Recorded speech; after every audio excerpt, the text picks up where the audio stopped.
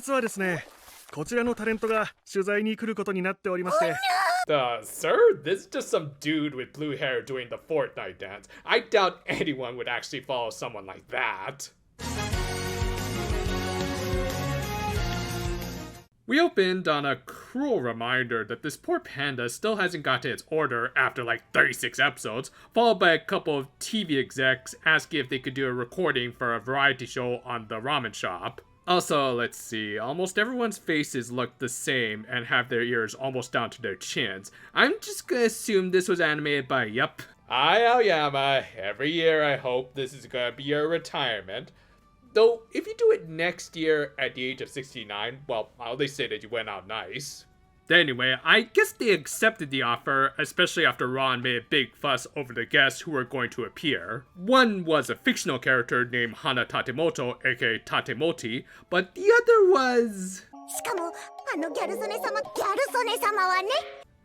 they said that name with all of the subtlety of a Simpsons guest star, so I'm just going to assume... And yep, that's totally a guest character. I mean, just look at how much needless detail they put into those crow's feet. But yeah, apparently this lady was another minor celebrity and influencer named Natsuko Sone, aka Galsone. She rose to infamy thanks to winning several eating contests across Japan in the mid-2000s. People were mostly fascinated by the fact that in spite of packing away as much as 40,000 calories in one seating, she didn't seem to gain any significant amount of weight, making her like a real-life anime character with a black hole for a stomach. X-rays have revealed that it might have been because the connection to her small intestine was larger than normal. And because Toei loves to make sideshows out of these people, they had her play the role of the human form of an evil snake lady from the Kamen Rider Kiva movie. Though she didn't voice the more prominent monster form of the character, that role went to Emi Shinohara, the original voice of Sailor Jupiter. So, how does she sound here? Hey Jupiter, can we get some help? Also, yeah, I don't know why they insist on giving these guest characters the worst designs possible. You know, animators, you don't have to jump right into the Uncanny Valley and can just make characters based off of the actors. And yet, for whatever reason, they decided to give her this creepy, static, squinting eye face. Then again, maybe she's just being influenced by the incubator standing next to her. Also, come on, Toei, give Emery Kato a proper Precure role already. Anyway, one of the main plot points of this episode was Ron considering her future career path after they were handed surveys in class.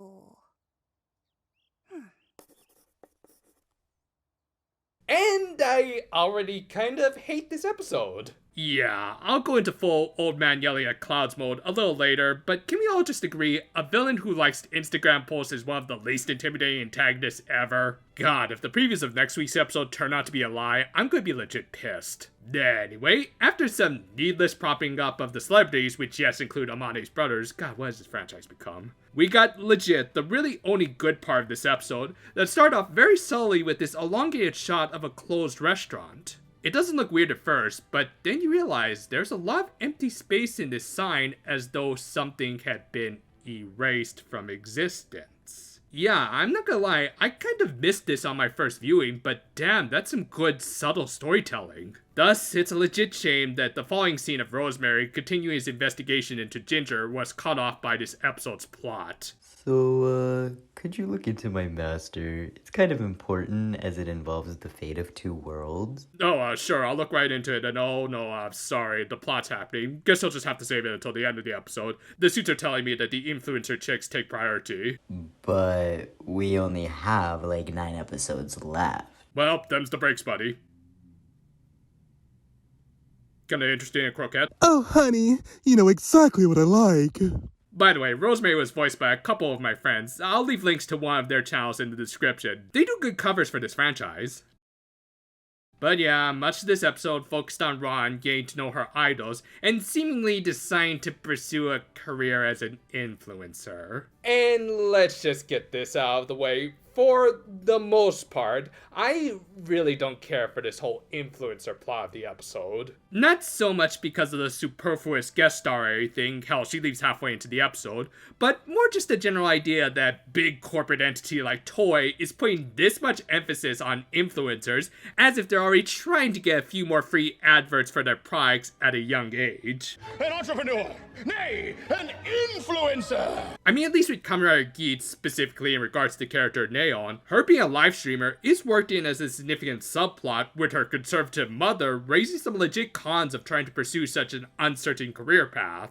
Here, though, it almost feels like they're unironically glorifying these social prima donnas. And yes, as always, I acknowledge it is a little hypocritical coming from a Z-lister YouTuber like me, but this isn't my actual job. During the weekdays, I'm an accountant. Hell, I'll admit, I kind of lucked into my following because I posted some content at the right time. Here, though, I honestly think they're oversimplifying what it's like to become an influencer. 1万回失敗しても1回も諦めなかった Now you see, on its own, that's actually a pretty good quote, but when it involves a career path that often involves either a lot of luck or some shadier methods, it kind of rings hollow. And I don't know, it just feels like an episode like this is almost doomed to become dated, especially if things really do go south with Twitter. Again, these are just the thoughts of an old man who's kind of out of touch with the kids these days, but they're my genuine thoughts. Now, I do say for the most part, because I do kind of like the stuff more focused on just Ron and how Tatemote is helping her open up a little more. Yeah, for whatever reason, they decided to put two socially awkward cures in this show, though in Ron's case, it is actually interesting that she's using her blog post to not only spread her appreciation of food, but also open up a little more. Again, I just kind of wish that didn't automatically mean she should try and make a career out of it,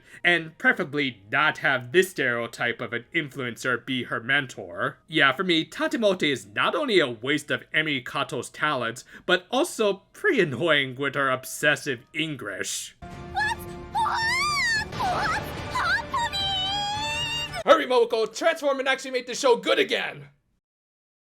Though yeah, there was also a Monster of the Week fight after Secretary captured an almond tofu fairy. Now, if you don't remember them bringing up this dessert tofu at any point, don't worry, so did the writers.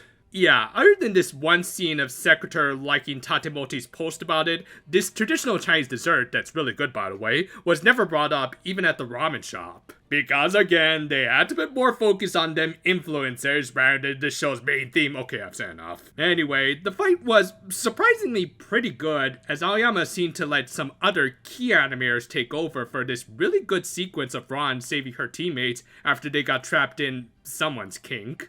But yeah, actually a really good fight this week, with Aoyama thankfully letting someone else besides himself animate. With that, Ron did her first collab ever with Tatemote, who, yeah, I'll talk more about in the final thoughts. But more importantly, and what really should have been the focus of this episode, was Rosemary's investigation. He didn't learn much at first, but did make a major revelation when he showed Pom Pom and Mem Dragon Ginger's purse. ジンジャーと一緒に何か作ってたばもしかしたら師匠に記憶を封印され I told y'all shouldn't have taken that trip to the Grand Ocean. Also, really, all it took to make actual plot progression in the show was just to show them the purse. God, the show does not understand pacing. But yeah, at least the episode ended on that intriguing note. So yeah, I'll totally admit, this is just an episode I personally can't get really into. Maybe you're not as bothered by the whole influencer thing as much as me, and that's fine, but at the same time, aren't there a little development for Ron? This was just kind of another filler episode. And again, with only 9 episodes left, it really does feel like they're going to have to rush through this final arc.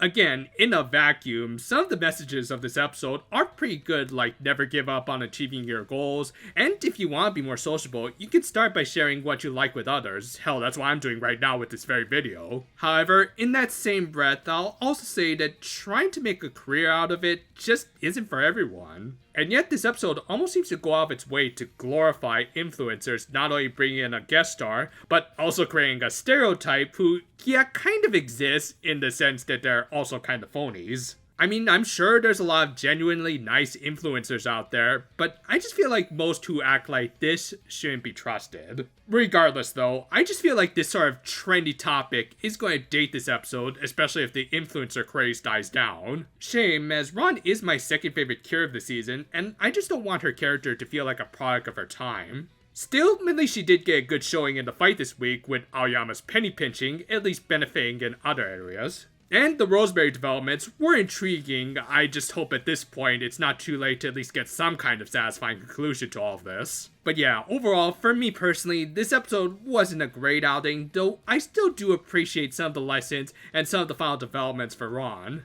Whatever career path you go down is ultimately your choice, but just don't be too easily influenced by others is all I'll say. To everyone watching from the States, we just want to wish you a happy Thanksgiving next week. As usual, my family and I already have our plans set, which involve eating copious amounts of some poultry.